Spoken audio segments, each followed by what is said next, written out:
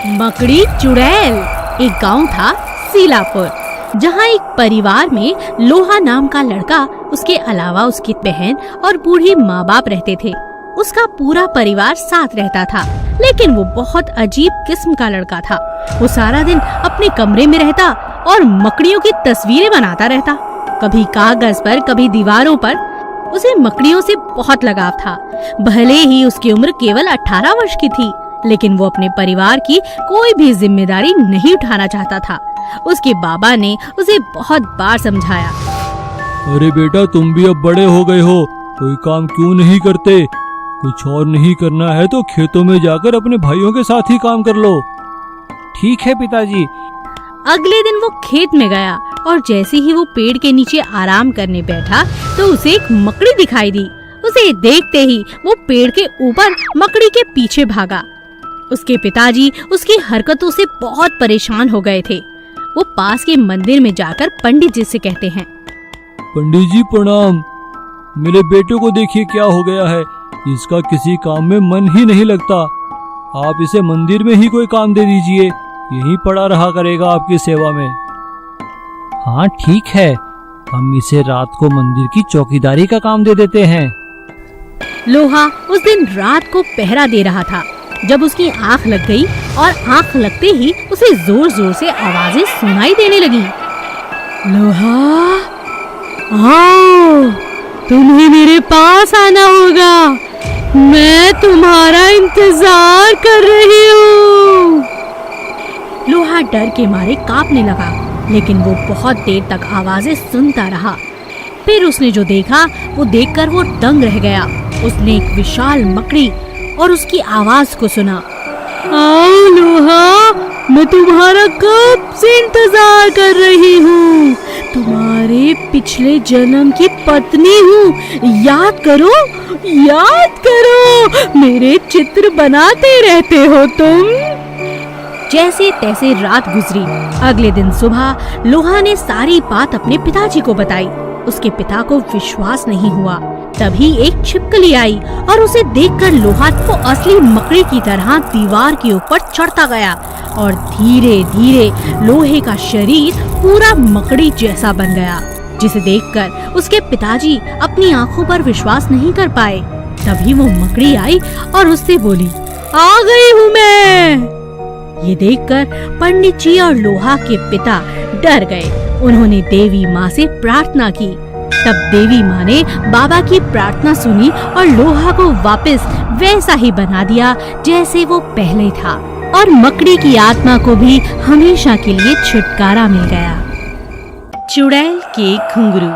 दीनापुर नाम के गांव में चमन अपने माता पिता के साथ रहने के लिए आया था। अभी कुछ ही दिन हुए थे उसे आए हुए। उसने सभी लोगों से दोस्ती भी कर ली थी।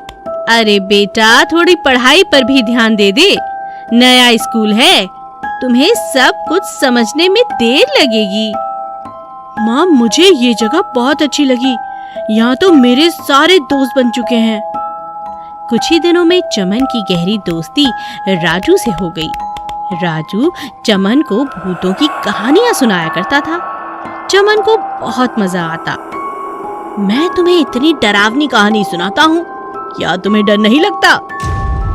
डर? मुझे नहीं लगता, बल्कि बहुत मजा आता है। तुम मुझे रोज कहानियाँ सुनाया करो। ठीक है, तो मैं आज तुम्हें एक असली कहानी सुनाता हूँ। असली कहानी सुनकर तो सभी डर जाते हैं, तुम भी डर जाओगे।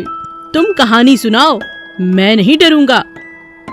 इस गांव से बाहर एक झोपड़ी है और उसमें कोई नहीं रहता, लेकिन सब लोग झोपड़ी की ओर जाने से बहुत डरते हैं, क्योंकि वहां से रात में घुंघरुओं की आवाज आती है और लोगों का ये भी मानना है कि वहां सच का भूत रहता है।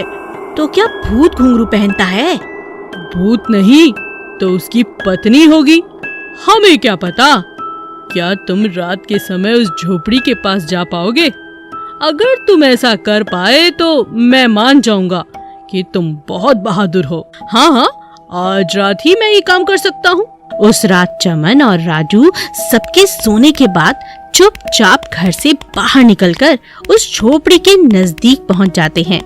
झोपड़ी में से घुंघरूओं के बजने की लगातार आवाज आ रही थी, जो कि रात की चुप्पी को तोड़ते हुए एक भयानक एहसास दिला रही थी। कभी कभी बीच में दूर से कुत्तों के भौंकने की आवाज सुनाई देती और माहौल और भी ज्यादा डरावना बन जाता। यह सब सुनकर राजू ने चमन से कहा, चमन, एक बार और सोच ले, कहीं भूत को देखकर बेहोश मत हो जाना। मुझे तो बहुत डर लग रहा है। राजू, तुम चिंता मत करो, तुम मेरा यही इंतजार करो।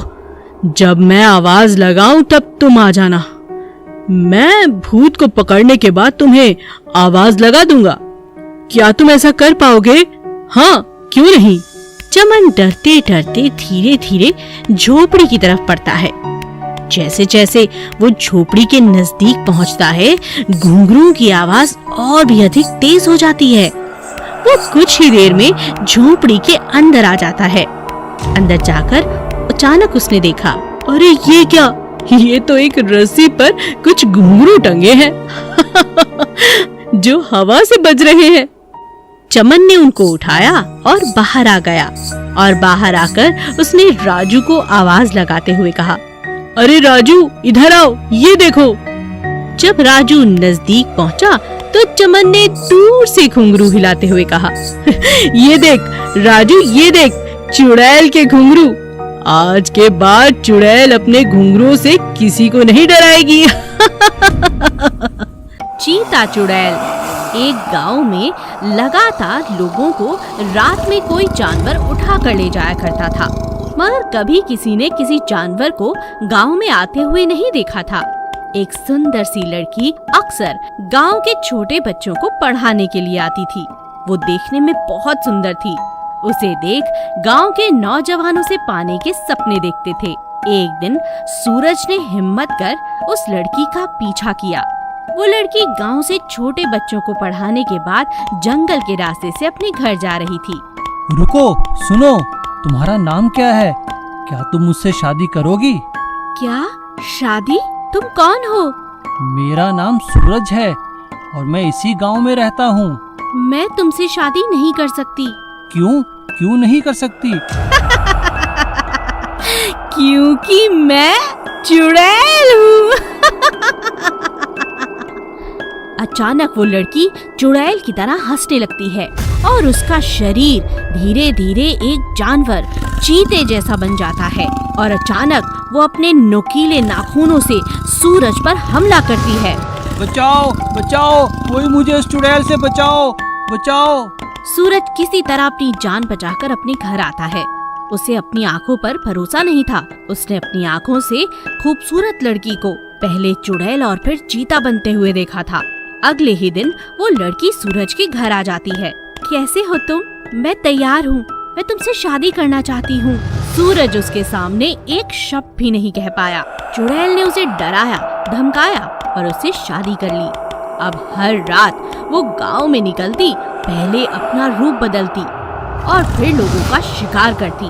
एक दिन रात में सूरज ने देखा, अच्छा, तो ये है जो गांव के लोगों को खाती है। मैं कैसे इसके जाल में फंस गया? मेरा जीवन तो बर्बाद हो गया इससे शादी करके। मुझे मुखिया से बात करनी होगी। सूरज किसी तरह हिम्मत जुटाकर सारी सच्चाई गांव के मुखिया को बताता है। मुखिया को सूरज की बात पर भरोसा नहीं होता, इसीलिए वो रात को छुपकर उसका पीछा करता है। इसका मतलब सूरज सही कह रहा था। सूरज और मुखिया मिलकर एक बहुत बड़े तांत्रिक को बुलाते हैं। तांत्रिक समझ जाता है कि ये कोई सुंदर लड़की नहीं, ये एक चीता चुड़ैल है। वो उसकी आत्मा को अपने वश में कर लेता है। पूजा पाठ और तंत्र की मदद से तांत्रिक उस चुड़ैल को अपने वश में कर लेता है। छोड़ो, छोड़ो मुझे, तुम कौन हो? छोड़ दो, छोड़ो। सारे गांव वाले ये देखकर हैरान थे कि ये वही औरत थी जो कल तक बहुत सुंदर लड़की थी और फिर सूरज की दुल्हन बनी। और अब ये और कोई नहीं, ये चीता चुड़ैल थी जो लोगों को मारकर खा जाया करती थी। तांत्रिक की मदद से पूरे गांव को उस चुड़ैल से छुटकारा मिला और सूरज की जिंदगी बच गई। चुड़ैल माँ। राजनगर के एक स्कूल में महेश और राजू नाम के दो भाई पढ़ा करते थे। दोनों सुबह स्कूल के लिए इकट्ठे जाया करते। एक दिन स्कूल जाते हुए, भैया मुझे समझ नहीं आता कि आपको भूख कम लगती है या आप माँ से डरते हो। नहीं राजू, ऐसी कोई बात नहीं है। तो भैया आप माँ से टिफिन क्यों नहीं लेते? अरे मुझे भूख कम लगती है।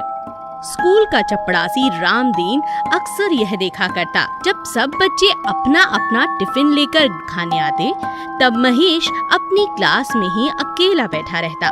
ना तो वो खाना खाता, ना ही उसके पास पानी होता। एक दिन रामदीन ने उससे जाकर पूछा, बेटा महेश, तुम खाने का टिफिन क्यों नहीं लेकर आते हो? नहीं काका, बस भूख कम लगती है।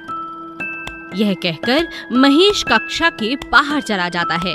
रामदीन उसके पीछे पीछे जाता है।